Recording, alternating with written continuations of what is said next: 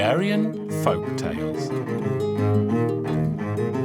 The Little Pig and the Wolves. Once upon a time, there was a little pig who lived in a little house in the middle of a vast forest. The little pig was cooking supper one day when a scruffy wolf knocked on his door.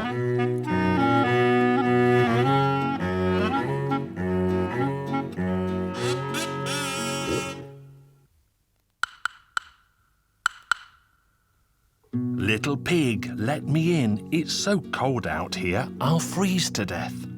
No, I won't let you in because you'll eat me up. Just let my back leg in or I'll freeze to death.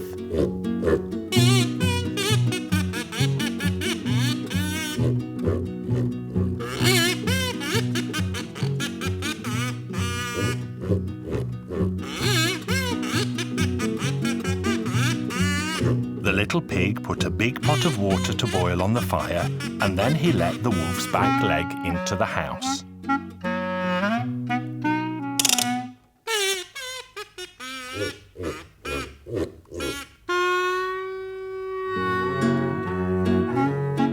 Oh, little pig, please let my other back leg in too.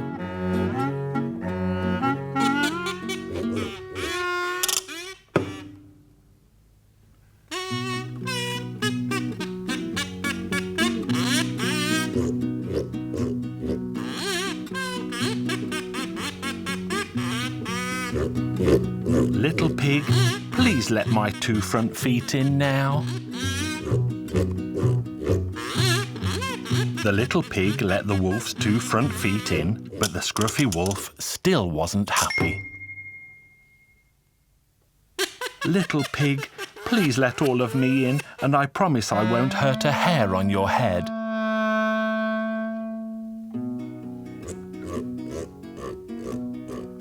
The little pig found a sack and held it open so that the wolf would walk right into it. And that's what he did. The little pig wasted no time and tied the sack up in a flash. Then he took the pot off the fire and poured boiling water all over the wolf.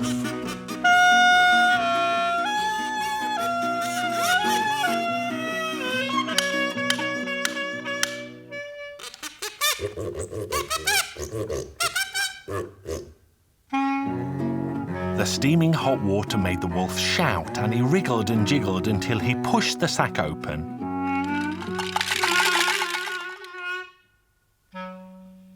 The bold, scolded wolf jumped out of the sack and saw the little pig sitting at the top of the tree.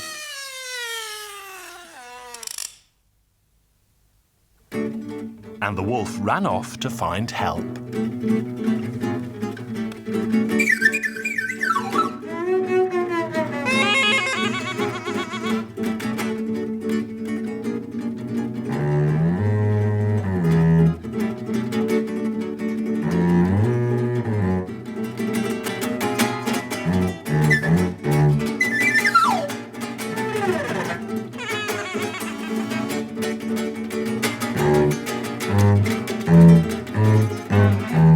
The bold, scolded wolf eventually returned with the other wolves.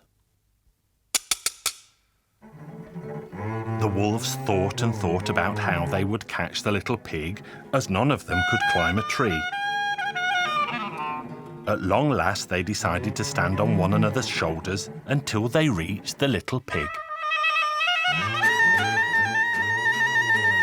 The wolves climbed quickly one on top of the other. The bold, scolded wolf stayed at the bottom because he was afraid of heights, so the others all climbed on top of him.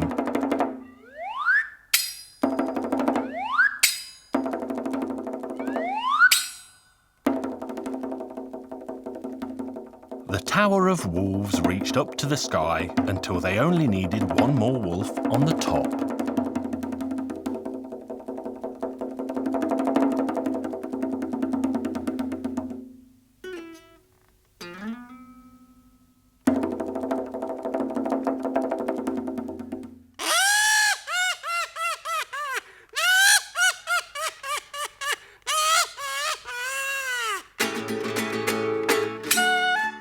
The last wolf started to climb, and the little pig shouted, "Pour hot water on the bold one!" The bold, scolded wolf leapt out from the bottom of the pile and ran as fast as his legs could carry him. The wolves tumbled to the ground in a heap of furry bones. Then all the little piglet had to do was to jump down from the tree and go back into his little house. And the bad wolves never dared come near again.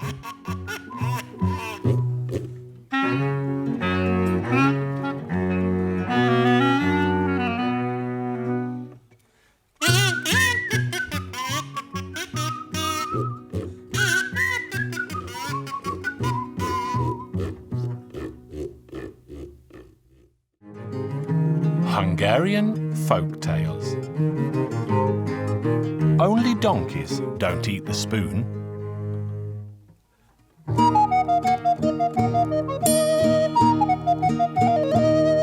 Once upon a time, beyond the snowy Alps, in the cradle of the Carpathian Mountains, lay the land of Hungary, and there lived a king called Mathias. If the old stories are to be believed, then King Mathias liked to see for himself how his people lived. He dressed in the clothes of a simple beggar and wandered the land, where he spoke to his people as their equal. One day he found himself on a vast plain, where all he could see was the small house of a shepherd. So King Mathias approached the house and greeted the good shepherd. It was the middle of winter, so the shepherd invited the king into his home. The shepherd had no idea that this poor beggar was actually the king of the land. He gave him food for his journey, and the king carved his host's name on his stick before he returned to his royal palace. The shepherd had a trusty black sheepdog. The little dog was so skilled and loyal that it never left the shepherd's feet. King Mathias sent a letter to the shepherd inviting him and his trusty sheepdog to the palace. But the invitation did not explain why he was invited or how to find the king's home.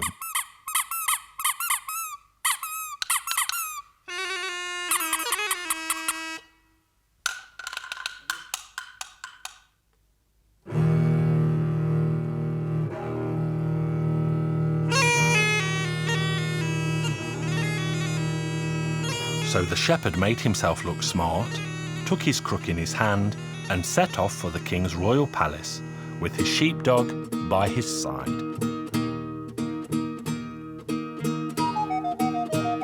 When they reached the city gate, they were met by a guard who said, "Hey, old man, stop here.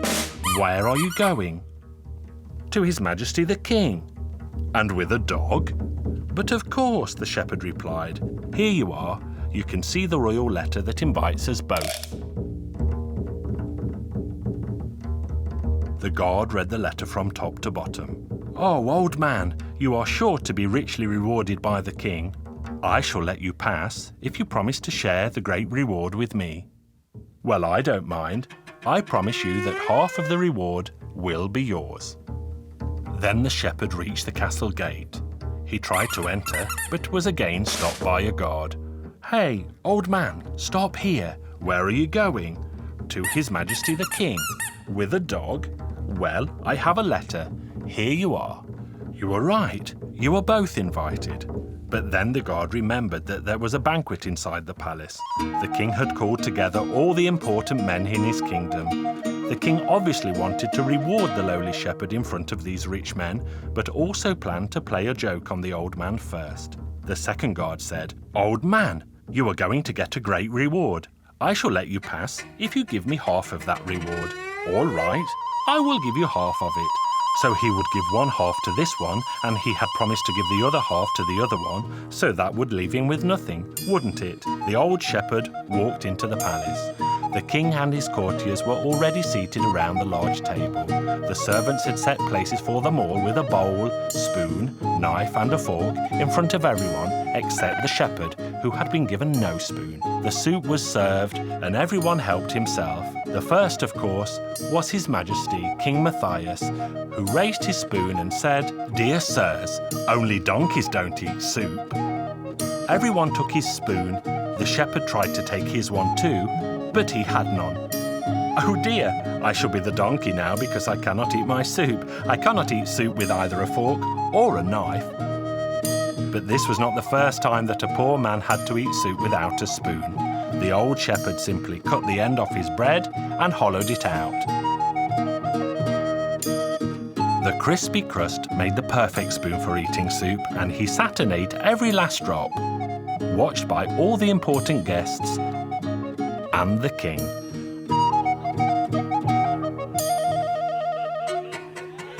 Your Majesty said that only donkeys don't eat soup. Well, let me add that only donkeys don't eat their spoon. And the old shepherd gobbled up his soup-soaked spoon in one.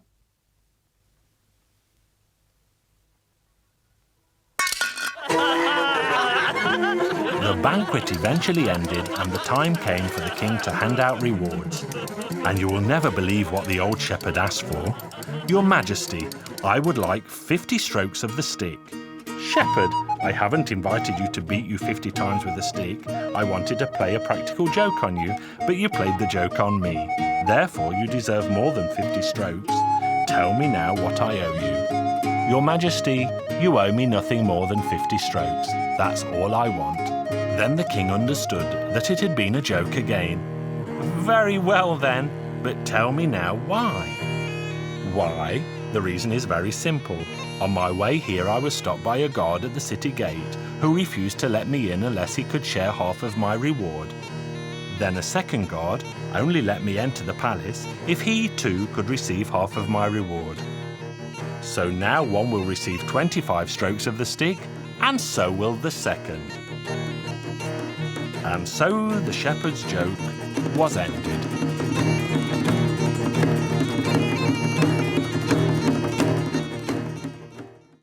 Hungarian Folk Tales. The Little Walnut. Once upon a time, there lived a poor man who had so many children they were like ants in a hill. The children often went without food for 3 days in a row. They were so very poor.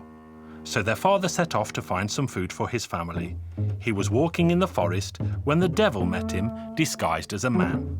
"Where are you going, poor man?" "I'm going to find some food for my children. If I don't do something soon, they will all die of hunger." "Don't take another step. I'll give you something that, if you use it wisely, will put an end to suffering in your house. Here, take this little walnut. Give it any order you like, and it will be done without delay." "But what am I to give you in return?" "I don't want anything much. Only the thing you don't know about in your home." The poor man started thinking what it could be that he didn't know about, but he could not think of a single thing. And as times were hard, he gave his promise. The poor man arrived home with a little walnut, and his wife asked, "Have you brought food?" "We are all so very, very hungry." "Well, I didn't exactly bring food, but I did bring a peculiar nut. The man who gave it to me said that we can order it to do anything we desire, and it will be done." "Why did he give it to you?" "I'm sure he wanted something in return." "All he said was that I am to give him what I don't know about in my home in return for the nut." "Oh, you faithless fool, what have you done? You can see that I'm expecting a baby, and you didn't know about it, and now you have given it away." "It's not my fault, wife, but what is done is done." The poor man gave an order to the walnut. "Well, little nut, all of us need food, drink, and clothes. I order you to make them now." And everything the man asked for was provided, and they all sat down to eat finer food than they had ever tasted in their lives before.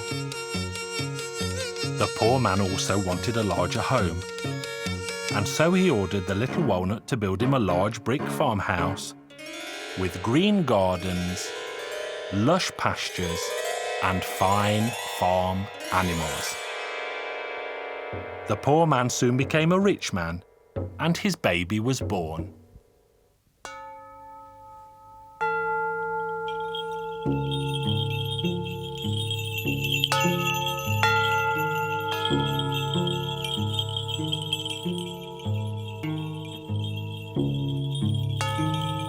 family were all working hard one day when two old men arrived and asked for shelter for the night. He was glad to help and also gave them food when they told him why they had come. "We know that the devil is about to come and take your youngest child. We came to help you save your innocent babe. Do as we say and put a loaf of bread on your table at night and let it stay there until the following day." So the man put a loaf on the table and everyone in the house went to sleep for the night. They were all fast asleep at midnight when the devil appeared under the window and shouted up, "Hey, master of the house, do you hear me? Do you remember your promise to me? Give it to me now.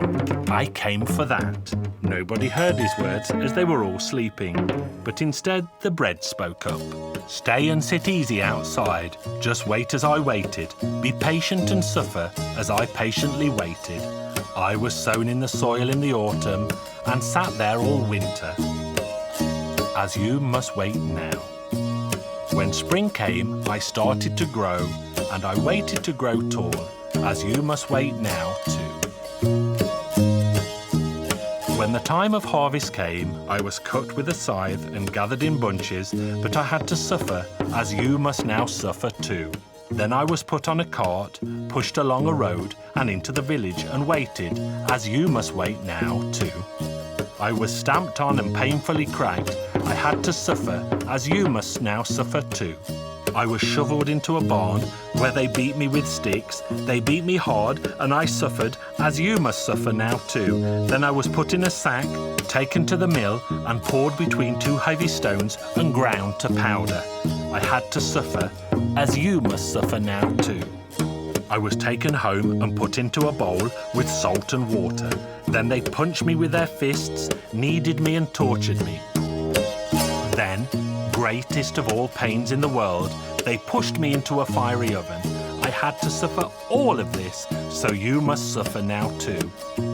They baked me and burned me before I was brought here, and cut me with a sharp metal knife. I had to be patient and suffer and wait. Now you must be patient and suffer and wait now too. The devil was sad to hear the sound of the cockerel heralding the dawn of the next day. He had no power over men in the bright light of morning, so he ran back to his distant home, and the farmer's family kept their youngest son. The farmer thanked the old men for saving his baby boy from the devil's grasp. And that poor farmer still lives a wealthy life, unless they have lost their little walnut. Hungarian Folk Tales. The Giant Beanstalk.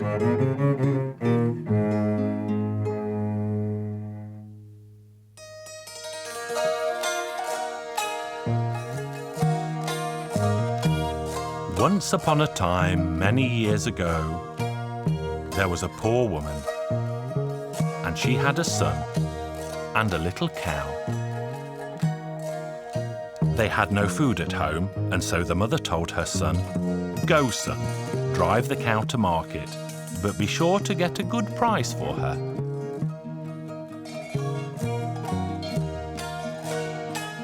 So the son took the cow to the market.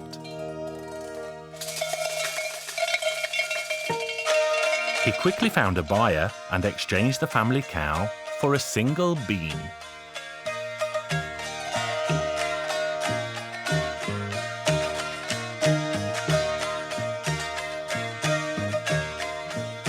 The boy hurried home to show his mother what he had made at the market. The mother cried and cried when she learned that he had sold the cow for a single bean, but her son consoled her. "Don't be sad, mother. The old man who bought the cow said that I should plant this bean today and wait to see what happens." So the young boy planted the bean under the window in the small garden, but he was so anxious to see what would become of the bean that he couldn't even eat his supper.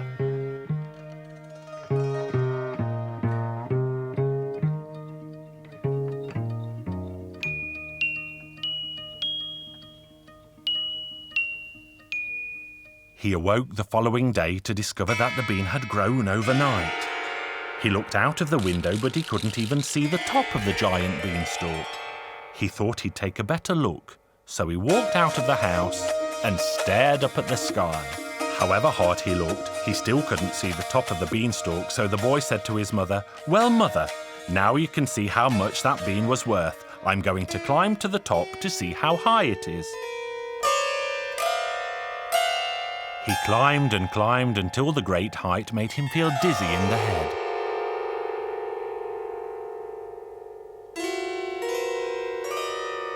There was a hole in the clouds, and the young boy peeped through and saw a spectacular house. He thought, "I'm tired after climbing, so I can stay here for the night and climb back down the beanstalk in the morning." He walked into the house and saw an old woman. The woman asked the boy, "What are you doing here, my child?" "My husband is a dragon. He has 3 heads. If he sees you, he'll eat you up." The boy begged the woman to hide him because he was terribly afraid of the dragon. The woman asked him, "Are you hungry, my child?" "Oh yes, I'm very hungry indeed." The woman immediately gave the boy some supper, and he thanked her for her kindness. "Come now, hide away at once as my husband is coming home." She brought a large bowl into the room and hid it underneath the bed.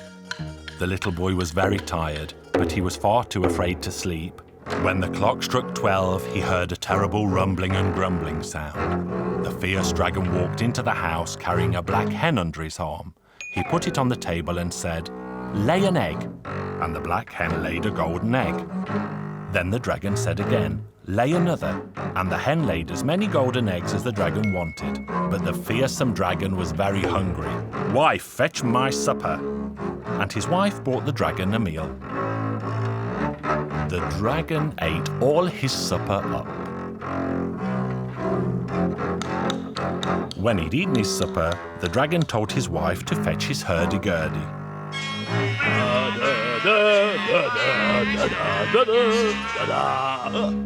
"Wife, is that a stranger I can smell in the house?" "Be calm, my dear. There is no stranger here." "But there is. Bring him here or I'll tear you to pieces too." But the wife continued to calm her monstrous husband. The dragon played music until he fell asleep. He slept so peacefully that he didn't even snore. The wife thought it best to go to bed too, because it was almost dawn. When the boy saw that the dragon and his wife were fast asleep, he crept out from underneath the bowl and grabbed the black hen. He took the dragon's hurdy-gurdy, and just before he disappeared back through the hole, he took a look back and saw that the dragon was running after him. So the young boy climbed quickly back down the giant beanstalk and grabbed a sharp axe. And he chopped the giant beanstalk down. The dragon fell to the ground and broke all his bones. Nobody had to be afraid of him anymore. Then he went to his mother, who was frightened by all the fighting. "Don't be afraid, Mother. We shall both have food from now on." "How so, son?"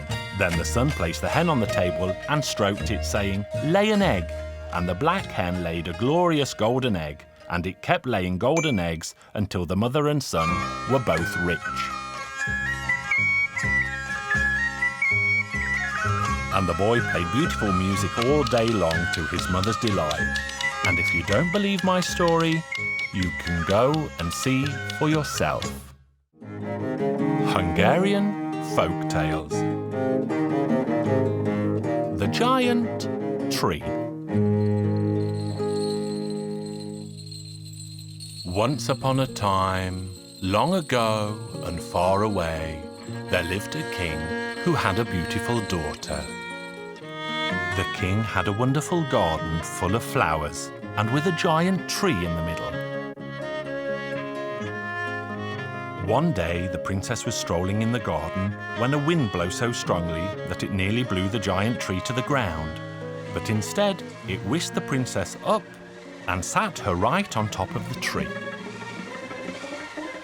The king let it be known that he would give his daughter and half of his kingdom to the brave man who brought his daughter back. Young men, brave and tall, came one after the other, but none of them could climb the tree. One broke his arm, one his leg and the other his neck.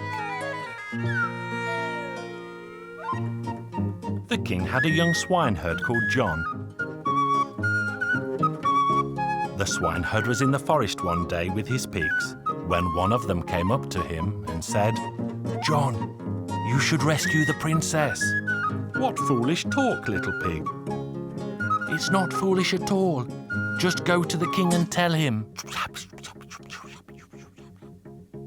So young John went to see the king that same evening.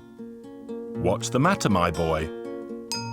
"Your Majesty, I will climb the giant tree and rescue your daughter if you will allow."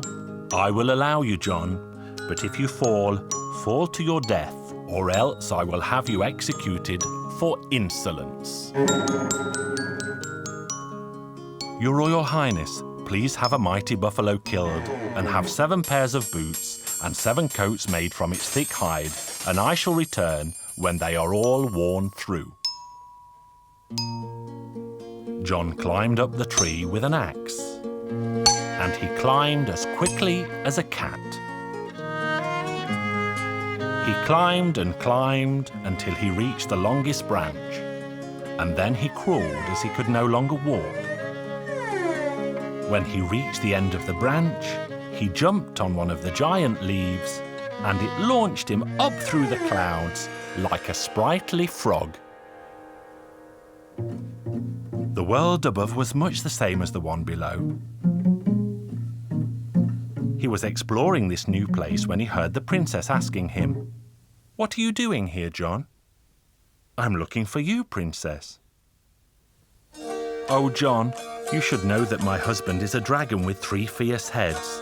When he finds out that you have come to take me home, he will kill you at once." Then she took young John into the palace. "John, I shall hide you here so that he will not find you when he comes home. Then I shall present you to him properly." The dragon soon returned home, and he opened the door with his mighty battle axe, and it flew open. "I smell a stranger here.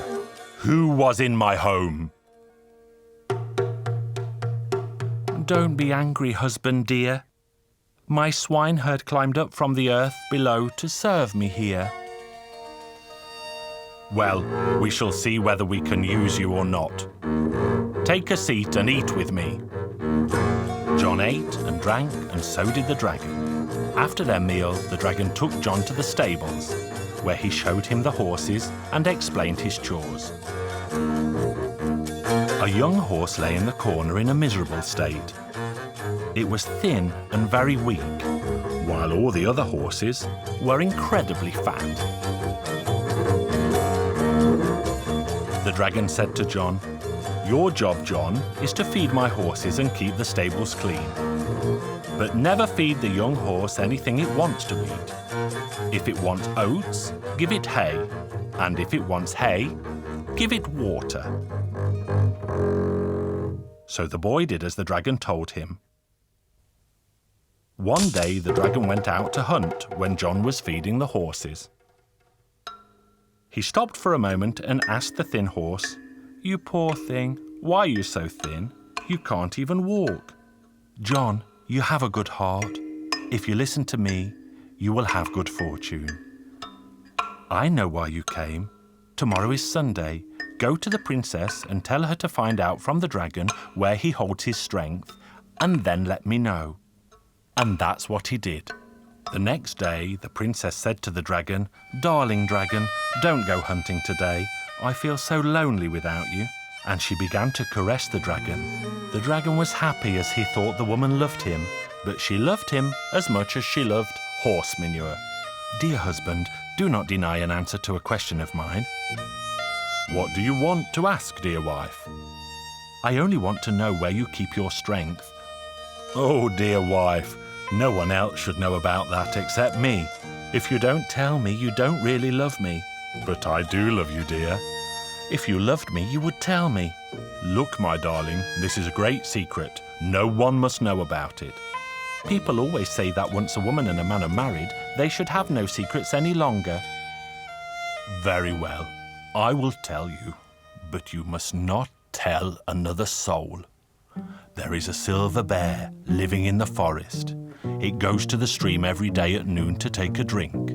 If someone cut its head in two, a rabbit would jump out. If someone shot the rabbit and cut its head in two, then a box would jump out of that. There are 9 wasps in the box. If someone destroyed that box and killed the wasps, then I would become weaker than a fly.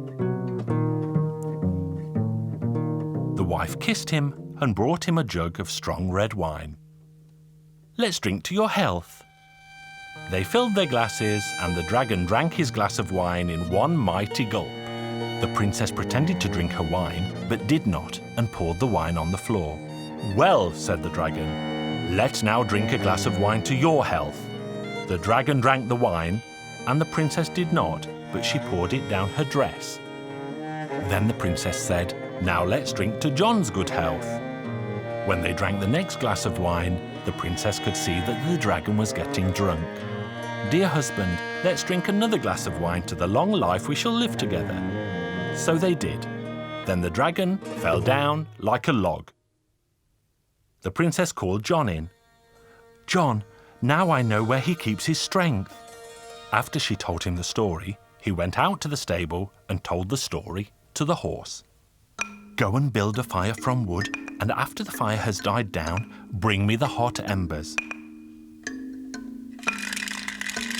And that's what John did.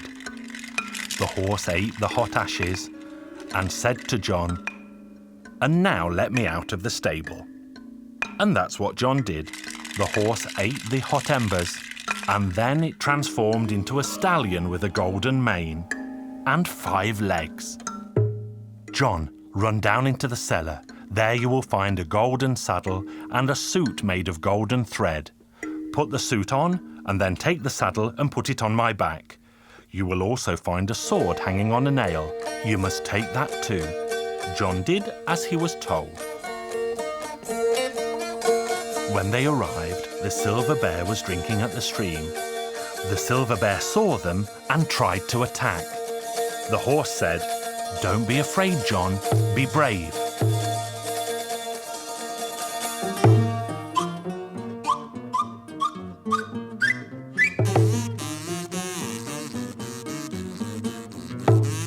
When the dragon's strength was finally crushed, the horse said, now let's go home. There is nothing to be afraid of anymore.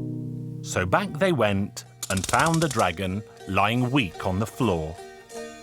Now both get on my back, because I will take you home.